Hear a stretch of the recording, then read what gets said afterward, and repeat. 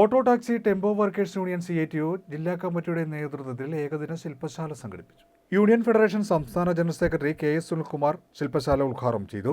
Alappuzha gender പാർക്കിൽ സംഘടിപ്പിച്ച ശില്പശാലയിൽ union ജില്ലാ വൈസ് പ്രസിഡന്റ് MM ഷെരീഫ് അധ്യക്ഷത വഹിച്ചു.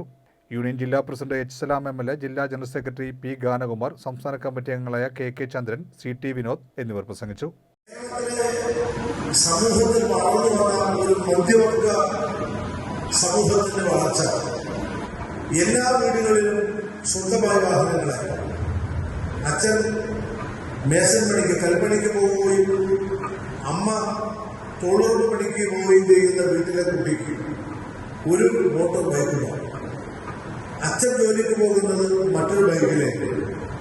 അച്ഛനും അമ്മയും മകനും മകളും ഒരുമിച്ച് പോകാൻ ഒരു 19,000, 20,000 രൂപ കൊടുത്താൽ ഒരു മാരുതി 800 കിട്ടും. അതില്ല.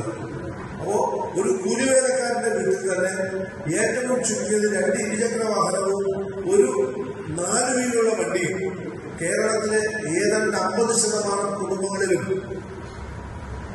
ഉറപ്പായി ഉണ്ട് എന്നതാണ് ഇപ്പോഴത്തെ പ്രശ്നം.